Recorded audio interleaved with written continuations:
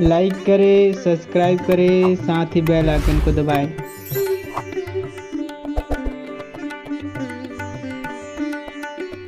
आचार्याः पितरः पुत्रास्तथैव च पितामहाः मातुलाः श्वशुराः पौत्राः शालाः सम्बन्धिनस्तथा एतान्न हन्तुमिच्छामि घ्नतोऽपि मधुसूदन अपि त्रैलोक्यराज्यस्य हेतोः किं नु मही कृते। आचार्य, पिता, पुत्र और उसी प्रकार पितामह, मामा, ससुर, पौत्र, साले तथा अन्य जितने भी संबंधी हैं, मुझ पर प्रहार करने पर भी मैं इनको मारना नहीं चाहता। और हे मधुसूदन, मुझे त्रैलोकी का राज्य मिलता हो तो भी मैं इनको मारना नहीं चाहता। फिर पृथ्वी के लिए तो मैं इनको मारूं ही क्या। व्याख्या। भगवान आगे 16वें अध्याय के 21वें श्लोक में कहेंगे कि काम, क्रोध और लोभ ये तीनों ही नरक के द्वार है। वास्तव में एक काम के ये 3 रूप हैं। ये तीनों सांसारिक वस्तुओं, व्यक्तियों आदि को महत्व देने से पैदा होते हैं। काम अर्थात कामना की 2 तरह की क्रियाएं होती हैं, इष्ट की प्राप्ति और दूसरी क्रिया है अनिष्ट की निवृत्ति। इनमें से इष्ट की प्राप्ति भी 2 तरह की होती है, संग्रह करना पहला और दूसरा सुख भोगना। संग्रह की इच्छा का नाम लोभ है और सुख भोग की इच्छा का नाम काम है। अनिष्ट की निवृत्ति में बाधा पड़ने पर क्रोध आता है, अर्थात भोगों की संग्रह की प्राप्ति में बाधा देने वालों पर अथवा हमारा अनिष्ट करने वालों पर, हमारे शरीर का नाश करने वालों पर क्रोध आता है, जिससे अनिष्ट करने वाले का नाश करने की क्रिया होती है। इससे सिद्ध हुआ कि युद्ध में मनुष्य की 2 तरह से ही प्रवृत्ति होती है, अनिष्ट की निवृत्ति के लिए अर्थात अपने क्रोध को सफल बनाने के लिए, और इष्ट की प्राप्ति के लिए अर्थात लोभ की पूर्ति के लिए। परंतु अर्जुन यहाँ दोनों ही बातों का निषेध कर रहे हैं। आचार्याः पितरः पुत्रास्तथैव पितामहाः मातुलाः श्वशुराः पौत्राः शालाः सम्बन्धिनस्तथा एतान् न हन्तुमिच्छामि घ्नतोऽपि मधुसूदन अपि त्रैलोक्यराज्यस्य हेतोः किं मही कृते। अगर हमारे ये कुटुंबी जन अपनी अनिष्ट निवृत्ति के लिए क्रोध में आकर मेरे पर प्रहार करके मेरा वध भी करना चाहें, तो भी मैं अपनी अनिष्ट निवृत्ति के लिए क्रोध में आकर इनको मारना नहीं चाहता। अगर ये अपनी इष्ट प्राप्ति के लिए राज्य के लोभ में आकर मुझे मारना चाहे, तो भी मैं अपनी इष्ट प्राप्ति के लिए लोभ में आकर इनको मारना नहीं चाहता। तात्पर्य यह हुआ कि क्रोध और लोभ में आकर मुझे नरकों का दरवाजा मोल नहीं लेना है। यहाँ 2 बार अपि शब्द का प्रयोग करने में अर्जुन का आशय यह है कि मैं इनके स्वार्थ में बाधा नहीं देता तो ये मुझे मारेंगे ही क्यों।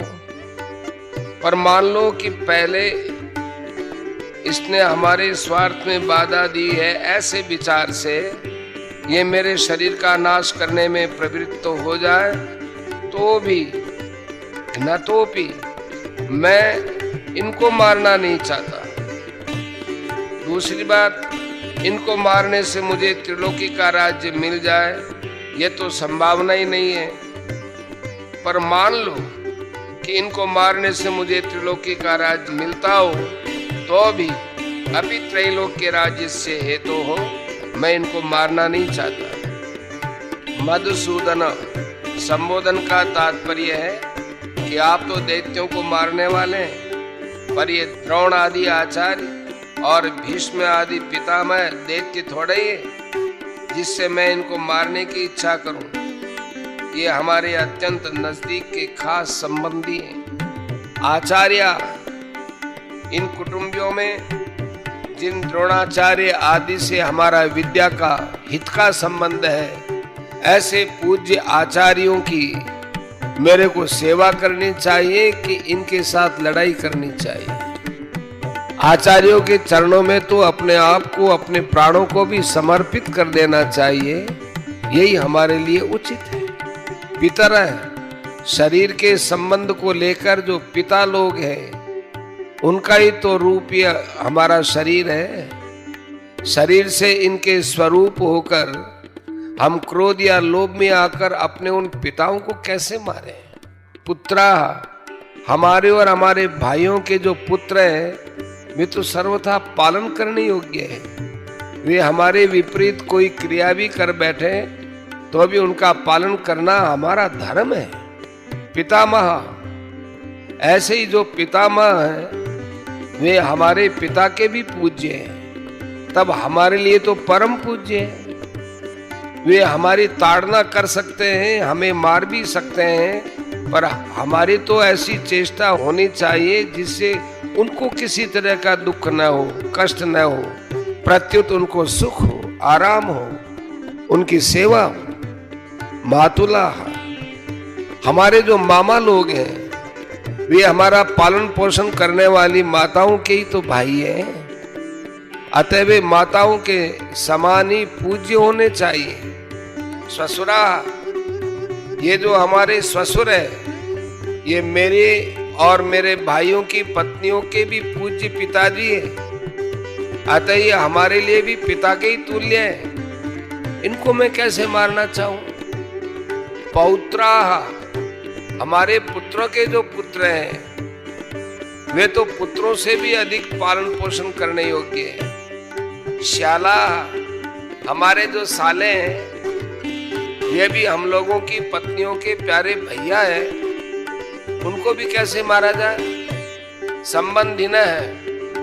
ये जितने संबंधी दिख रहे हैं और इनके अतिरिक्त जितने भी संबंधी है, उनका पालन पोषण सेवा करनी चाहिए कि उनको मारना चाहिए। इनको मारने से अगर हमें त्रिलोकी का राज्य भी मिल जाए तो भी क्या इनको मारना उचित है? इनको मारना तो सर्वथा अनुचित है। निहत्य धार्तराष्ट्रान्नः का प्रीतिः स्यात् जनार्दन पापमेवाश्रयेदस्मान् हत्वैतान्नाततायिनः। हे जनार्दन, इन धृतराष्ट्र संबंधियों को मारकर हम लोगों को क्या प्रसन्नता होगी?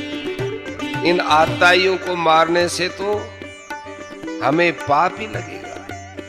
व्याख्या: निहत्य धार्तराष्ट्रान्न का प्रीति स्यात् जनार्दन पापमेवाश्रयेदस्मान् हत्वैतान् आततायिनः। धृतराष्ट्र के पुत्र और उनके सहयोगी दूसरे जितने भी सैनिक हैं, उनको मारकर विजय प्राप्त करने में हमें क्या प्रसन्नता होगी? अगर हम क्रोध अथवा लोभ के वेग में आकर इनको मार भी दें तो उनका वेग शांत होने पर हमें रोना ही पड़ेगा। अर्थात क्रोध और लोभ में आकर हम क्या अनर्थ कर बैठे, ऐसा पश्चाताप भी करना पड़ेगा। कुटुंबियों की याद आने पर उनका अभाव बार बार खटकता रहेगा। चित्त में उनकी मृत्यु का शोक सताता रहेगा। ऐसी स्थिति में हमें कभी प्रसन्नता हो सकती है क्या? तात्पर्य है कि इनको मारने से हम इस लोक में जब तक जीवित रहेंगे तब तक हमारे चित्त में कभी प्रसन्नता नहीं होगी, और इनको मारने से हमें जो पाप लगेगा वह परलोक में हमें भयंकर दुख देने वाला होगा। आत्ताई 6 प्रकार के होते हैं। अग्निदो गरदश्चैव शस्त्र प्राणिर्धनापः क्षेत्रदारापहर्ता च षडेते याततायिन। वशिष्ठ स्मृति में लिखा है, अर्थात आग लगाने वाला, विष देने वाला, हाथ में शस्त्र लेकर मारने को तैयार हुआ, धन को हरने वाला, जमीन या राज्य को छीनने वाला और स्त्री का हरण करने वाला। दुर्योधन आदि में ये 6 लक्षण घटते हैं। इन्होंने पांडवों को लाक्षागृह में आग लगाकर मारना चाहा, भीमसेन को जहर खिलाकर जल में फेंका था, हाथ में शस्त्र लेकर वे पांडवों को मारने के लिए तैयार थे। द्यूत क्रीड़ा में छल कपट करके इन्होंने पांडवों का धन और राज्य हर लिया था। द्रौपदी को भरी सभा में लाकर दुर्योधन ने, मैंने तुझे जीत लिया है, तू मेरी दासी हो गई है, आदि शब्दों से बड़ा अपमान किया था। और दुर्योधन आदि की प्रेरणा से जयद्रथ द्रौपदी को हर कर ले गया था। शास्त्रों के वचनों के अनुसार आतताई को मारने से मारने वाले को कुछ भी दोष नहीं लगता। नातताई वधे दोषो हंतुर्भवति कश्चन। मनुस्मृति के 8वें अध्याय के 351वें श्लोक में बात लिखी। परंतु आतताई को मारना उचित होते हुए भी मारने की क्रिया तो अच्छी नहीं है ना। शास्त्र भी कहता है कि मनुष्य को कभी किसी की हिंसा नहीं करनी चाहिए। न हिंस्यात् सर्वा भूतानि, हिंसा न करना परम धर्म है। अहिंसा परमो धर्म है। अतः क्रोध लोभ के वशीभूत होकर कुटुंबियों की हिंसा का कार्य हम क्यों करें? आतताई होने से ये दुर्योधन आदि मारने के लायक ही है, परंतु अपने कुटुंबी होने से इनको मारने से हमें पाप लगेगा।